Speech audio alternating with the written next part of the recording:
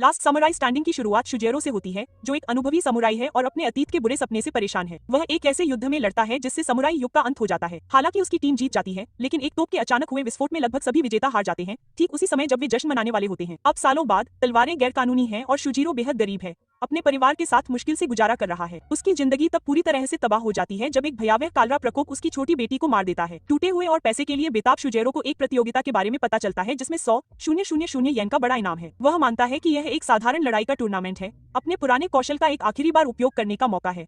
लेकिन उसे जल्द ही पता चलता है कि प्रतियोगिता कोडोकू नामक एक घातक विकृत खेल है, जो मूल रूप से स्क्विड गेम का ऐतिहासिक संस्करण है।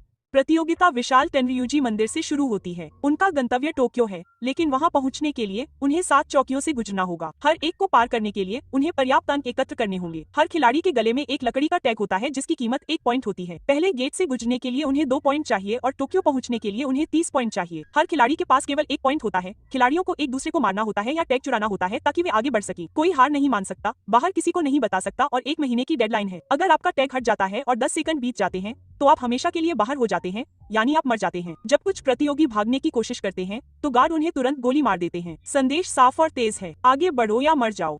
जैसे ही नियम घोषित होते हैं, भीड़ हिंसक हो जाती है। तुरंत हर आदमी अपने लिए खून खराबा करने लगता है। चुजिरो युद्ध के सदमे से परेशान है और आखिरी लड़ाई के बाद से तलवार नहीं चला पाया है। हालांकि उसे जल्द ही एक उद्देश्य मिल जाता है, कत्सुकी फुताबा नाम की एक युवती की रक्षा करना, जो उसकी दिवंगत बेटी की उम्र की है और अपनी मां को बचाने के लिए भाग ले रही है। एक समय पर उसका टैग चोरी हो जाता है और वह गोली लगने से कुछ सेकंड दूर होती है। शुजिरो झपट्टा मारता है, उसे वापस ले लेता है और दोनों भीड़ से बचने के लिए मंदिर के टॉर्च टावर पर चढ़ जाते हैं। प्रतियोगी संरचना पर हमला करते हैं और उन तक पहुंचने के लिए उन्मत्त चढ़ाई करते हैं। शुजिरो और फुताबा किसी तरह से तबाही से बच निकलते हैं और पहले गेट से बाहर निकल जाते हैं, लेकिन एक खास समुराई शुजिरो को ढूंढ रहा होता है। शुजिरो और फुताबा को एक पल की भी शांति नहीं मिलती। उन पर तुरंत ही कंजा नाम का एक पागल समुराई हमला करता है, जो इस खेल में सिर्फ खून का स्वाद चखने के लिए शामिल हुआ था। वह खुद को महान मैंस्लेयर के सामने परखने के लिए पागल है, लेकिन शुजिरो उसे संतुष्ट करने से इनकार कर देता है। वह पूरी तरह से बचाव की मुद्रा में है और वह हर संभव कोशिश कर रहा है कि वह पहले जैसा राक्षस न बन जाए। जैसे ही लड़ाई उग्र होती है, फुताबा अपनी काबिलियत साबित करती है। वह जल्दी से एक घोड़े को बचा लेती है और दोनों बाल बाल बच निकलते हैं। शुजिरो फुताबा से खेल छोड़ने का आग्रह करता है। यह बहुत खतरनाक है, लेकिन वह दृढ़ता से मना कर देती है। हम जानते हैं कि फुताबा रुकने के लिए इतनी दृढ़ क्यों है। उसका पूरा गाँव कालरा के प्रकोप से पीड़ित है, जिसमें वे बच्चे भी शामिल हैं जिनकी देखभाल वह और उसकी माँ मंदिर में करते थे। उसका परिवार पहले से ही गरीब था, केवल प्रार्थना पर निर्भर था। अब उसकी माँ भी बीमार हो गई है। फुताबा जिम्मेदारी का भारी बोझ उठा रही है। पुरस्कार राशि जीतने के लिए कई लोग उस पर निर्भर हैं। मंदिर में शुजिरो की मदद करने वाले एक साथी प्रतियोगी क्योजिन से मिलने आते हैं। वह वही था जिसने शुजिरो को पहले गेट से गुजरने के लिए उदारतापूर्वक दूसरा टैग दिया था। क्योजिन गठबंधन का प्रस्ताव रखता है। प्रतियोगियों की संख्या और आवश्यक टैग के अनुसार केवल 9 लोग अंत तक पहुंचेंगे और उसे लगता है कि अगर वे साथ मिलकर काम करें तो वे 3 हो सकते हैं। लेकिन क्योजिन केवल जीतने के बारे में नहीं सोच रहा है, वह जवाब चाहता है। इस पूरे 9 विजेताओं के 100,000 येन के वादे में कुछ ऐसा है जो वास्तविक नहीं लगता। क्या यह प्रत्येक के लिए 100,000 है? क्या यह 100,000 का 9 भागों में विभाजन है? क्या यह सच है? वह चाहता है कि वे इस विकृत खेल को चलाने वाले को पकड़ने में उसकी मदद करें और वह उन्हें इस पर विचार करने के लिए 3 रातें देता है। पागल किया अपनी खून की प्यास को सड़कों पर ले जाता है, निर्दोष ग्रामीणों को मारता है जो कोडोकू का हिस्सा भी नहीं है, बस मजबूत विरोधियों को लुभाने की कोशिश कर रहा है। अंत में उसे किकुओमी उक्यो नामक एक महान समुराई द्वारा चुनौती दी जाती है, जिसे कुलीनों का संरक्षक कहा जाता है। उक्यो केवल खेल में है क्योंकि जिन कुलीनों की रक्षा के लिए उसने अपना जीवन समर्पित किया था, उन्होंने उसे तब छोड़ दिया जब समुराई वर्ग ने सम्मान खो दिया, जिससे उसका घर गरीबी में चला गया। वह अपने घर को फिर से बनाने के लिए पर्याप्त धन जीतने की उम्मीद में कोकू में शामिल हो गया, लेकिन दुर्भाग्य से कंजिया ने उसे मार डाला। हालांकि यह हास्यास्पद था क्योंकि उक्यो का पलड़ा भारी था, लेकिन मुझे लगता है कि वह उस आदमी को मारने की कोशिश नहीं कर रहा था। उसने 2 बार कंजिया की तलवार से छुटकारा पा लिया। तो वे कंजिया को उसे कैसे मारने के लिए मजबूर करते हैं। जैसे ही शुजिरो और फुताबा शहर के किनारे पहुंचते हैं,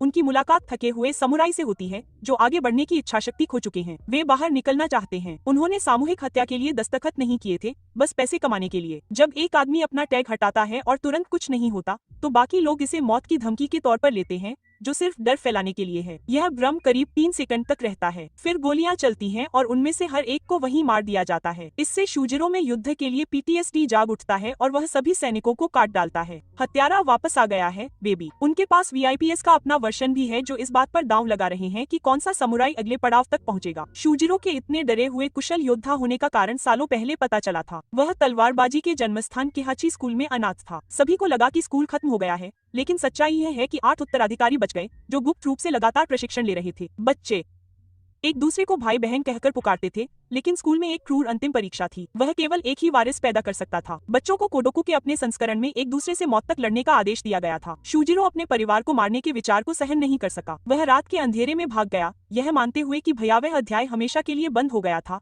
जब तक कि वर्तमान में फुटाबा और शूजिरो पर भारी हमला नहीं हुआ। रुको, क्या वे एकमात्र प्रतियोगी हैं? क्या बकवास है। फुटाबा बिल्कुल भी नहीं लड़ सकती। वह आखिर क्यों शामिल हुई? सौभाग्य से शूजिरो की छोटी बहनों में से एक कियोहाचियू स्कूल से इरोआ के अप्रत्याशित आगमन से उनकी जान बच जाती है। इरोआ की मदद के बावजूद तीनों अभिभूत हैं, खासकर जब हमलावर लंबी दूरी के तीरों का उपयोग कर रहे हैं। वे हारने से कुछ ही पल पहले थे कि एक अविश्वसनीय रूप से प्रतिभाशाली निशानेबाज कामोकोचा हस्तक्षेप करता है। उनकी संस्कृति उन लोगों का सम्मान करती है जो बच्चों की रक्षा करते हैं, इसलिए वह उनकी जान बख्श देते हैं और चले जाते हैं। इरोआ अभी भी शूजिरो से नाराज है कि उसने उन्हें धोखा दिया। एक बच्चे ने मालिक के सामने डटकर मुकाबला किया और बाकी बच्चे बच निकले। शूजिरो ने उन्हें अकेला छोड़ दिया। शूजिरो उन्हें छोड़ने के लिए दिल से माफी मांगता है। वह उसे अपनी टीम में शामिल होने के लिए कहता है और वह अनिच्छा से मान जाती है। वे सब मिलकर हारे हुए हमलावरों के टैग इकट्ठा करते हैं और अगले गेट से अंदर घुस जाते हैं। उनकी मुलाकात फिर से कियोजिन से होती है। शूजिरो कोडोकू शब्द की सच्चाई समझाता है। पारंपरिक रूप से इसका मतलब है एक ऐसी प्रतियोगिता जिसमें केवल एक ही व्यक्ति बचता है। इससे कियोजिन के प्रस्ताव को लेकर तनाव और बढ़ जाता है। खतरे के बावजूद चारों एक असहज गठबंधन बनाते हैं। हालांकि मुझे संदेह है कि कियोजिन उन्हें धोखा दे सकता है। शूजिरो को खोजने वाला रहस्यमयी व्यक्ति जेनताई है। जब क्योची के मालिक ने बच्चों को मौत से लड़ने के लिए कहा, तो उसने उन्हें बताया कि जेनतोसाई उनका पीछा करेगा और उन्हें मार डालेगा। लेकिन बच्चों को हमेशा यही लगता था कि वह एक मिथक है। अब मिथक जीवित हो गया है और सक्रिय रूप से उस व्यक्ति की तलाश कर रहा है जो बच गया। शूजिरो। टोक्यो में तैनात सरकार को इन टूर्नामेंटों की भनक लग गई है और वे डर गए हैं। उन्होंने अभी अभी समूरी को उखाड़ फेंका। अब कौन उन्हें टोक्यो में इकट्ठा करने की कोशिश कर रहा है? सरकार में केवल एक व्यक्ति वास्तव में चिंतित है, क्योंकि उन्होंने सुना है कि समूरी एक दूसरे को मार रहे हैं। उनका मानना है कि वे वास्तव में कोई खतरा नहीं है। लेकिन जब उन्हें पता चलता है कि आत्मसमर्पण करने वालों को बंदूकों से मार दिया गया था, तो सरकार जांच करती है कि राइफलें किसने भेजी थी। दोषी मित्सुई, सुमितोमो, यासुदा और मित्सुबिशी हैं। ये लोग टूर्नामेंट पर दांव लगाने वाले बहुत ही वीआईपी हैं, और वे 4 शक्तिशाली जिबाटू औद्योगिक समूह भी हैं जो माजी सरकार के प्रमुख भाग हैं। जाहिर तौर पर जेनतोसाई सालों से कियोहाचियू स्कूल के हर एक बचे हुए व्यक्ति का पीछा कर रहा है। उनमें से 2 को मारने में सफल होने के बाद इरोआ और बचे हुए लोगों को एहसास हुआ कि वे अकेले उसे नहीं हरा सकते। उन्होंने कोडोकू टूर्नामेंट को एक चारा के तौर पर इस्तेमाल करने का फैसला किया। गेम में शामिल होकर जेनताई को लुभाने की कोशिश की और उम्मीद की कि वे मिलकर उसे मार डालेंगे। हालांकि उसने अभी तक शूजिरो को इस बारे में कुछ नहीं बताया है। कियोजिन ने आयोजकों को बेनकाब करने की अपनी योजना बताई। पहला कदम एक प्रतियोगी का टैग हटाना और उसे गिरफ्तार करवाना। अगर आयोजक उस कैदी तक असली जेल में पहुंच पाते हैं, तो ये लोग किसी की कल्पना से कहीं ज्यादा ताकतवर हैं। दूसरा कदम पता लगाना कि टूर्नामेंट में उनके शव कहां फेंके जा रहे हैं। तो अब उन्हें एक बलि का बकरा चाहिए। टीम एक सुरक्षित दिखने वाले सराय में आराम करने का फैसला करती है, लेकिन 2 प्रतिद्वंद्वी गेम खिलाड़ियों को इसकी आशंका थी और उन्होंने ग्राहकों के भेष में स्थानीय ठगों को घात लगाने के लिए पैसे दिए। ठग लड़ाई में बहुत खराब हैं, इसलिए शूजिरो की टीम को उन्हें खत्म करने में ज्यादा समय नहीं लगता। वे एक प्रतियोगी को पुलिस के हवाले कर देते हैं और डरपोक लड़के को अपने पास रख लेते हैं। फिर लड़कियां खेल के सैनिकों को शूजिरो की नकली लाश के पास ले जाती हैं। आखिरकार लाश को एक बैंक में ले जाया जाता है, जहां शूजिरो को एक गार्ड ने घेर लिया है जिसके चेहरे पर एक गहरा निशान है, सकुरा। वे एक दूसरे को बहुत पहले से जानते हैं, युद्ध में साथ लड़े हैं और वह खेल में शूजिरो का समर्थन कर रहा है। आयोजक आसानी से जेल में बंद प्रतियोगी तक पहुंच जाते हैं और जब क्योजिन पुष्टि करने जाता है, तो उसका सामना कुछ सैनिकों से होता है जो उसे नाम से जानते हैं। काजिया अभी भी शूजिरो को खोजने के लिए पागल कुत्ते की तरह घूम रहा है। वह कामोकोचा से टकराता है और तुरंत अपनी सामान्य बकवास शुरू कर देता है। ध्यान आकर्षित करने के लिए नागरिकों को मारता है। दोनों में लड़ाई होती है और मुझे अभी भी नहीं पता कि वे इस आदमी को वार के बीच में ठीक होने का मौका क्यों देते हैं। उस तीर को लगातार 2 बार चलाओ भाई। खैर, गार्ड के हस्तक्षेप से पहले वह काजिया को एक बार मारने में सफल हो जाता है। जाहिर तौर पर पुलिस रास्ते में है और वे नहीं चाहेंगे कि उन्हें गिरफ्तार किया जाए। एक बार फिर काजिया बच जाता है। इस पूरे खेल में सबसे दिलचस्प बात यह है कि जिस शख्स को टूर्नामेंट की सबसे ज्यादा चिंता थी, कावाजी ओची, और जिसने अपने बॉस ओकुबुची को इस खतरे को गंभीरता से लेने के लिए कहा था, वही असल में खेल का असली आयोजक है। कावाजी का पूरा मिशन जापान से समुराई का सफाया करना है। ओकुबो को यह भी पता चलता है कि वीआईपी और आयोजकों के बीच हुई बातचीत के तार सीधे पुलिस ब्यूरो से जुड़े हैं। पूरा ऑपरेशन उसके घर से ही चल रहा था और उसे इसकी जानकारी भी नहीं थी। कावाजी एक जटिल इंसान है, लेकिन इतिहास में एक बात साफ है कि उसे समुराई कभी पसंद नहीं थे। यह वही शख्स है जो यूरोप गया, उनके सिस्टम का अध्ययन किया और जापान में बंदूकें, पुलिस रणनीति और एक नए नजरिए के साथ वापस आया। उसने आधुनिक पुलिस बल को जमीन से खड़ा किया।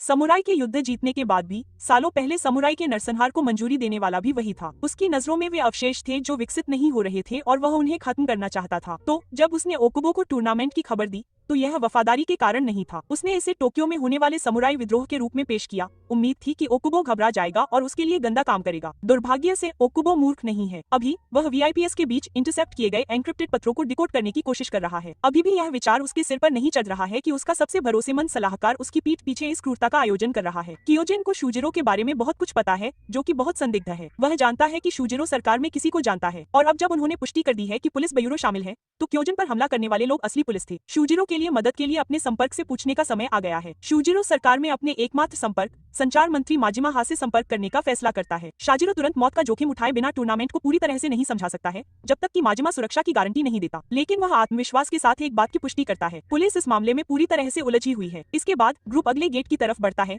जहाँ से गुजरने के लिए अब 5 टैग की जरूरत होती है। सभी के पास पर्याप्त है, सिवाय उस डरपोक लड़के के जिसे उन्होंने बचाया था। बाकी लोग उसे छोड़ने के लिए तैयार हैं। वह लड़ नहीं सकता और उनका तर्क है कि उसे बाद में मार दिया जाएगा। लेकिन फुटाबा जोश में आकर बीच में आ जाती है। वह तर्क देती है कि अगर वे किसी को मरने देंगे तो वे अपने परिवार का सामना नहीं कर पाएंगे, जबकि उनके पास उसे बचाने के साधन हैं। उसका नैतिक पक्ष प्रबल होता है। वे अपने अतिरिक्त टैग हटा देते हैं, जिससे डरपोक लड़के को चेक पॉइंट पार करने के लिए पर्याप्त पॉइंट मिल जाते हैं, जिससे उसकी जान बच सकती है। हालांकि कियोजिन तय करता है कि उन्हें अलग होना होगा। पुलिस के साथ अपने अनुभव को देखते हुए वह ग्रुप के लिए परेशानी नहीं खड़ी करना चाहता, जो कि बकवास है, क्योंकि हम उसे रोआ के भाई बहनों से बात करते हुए देखते हैं, यह पूछते हुए कि क्या वे अपनी बहन को बचाने के लिए तैयार हैं। हालांकि यह अच्छे के लिए भी हो सकता है, क्योंकि जेंटाई को अभी शूजिरो और डियो रोआ मिले हैं।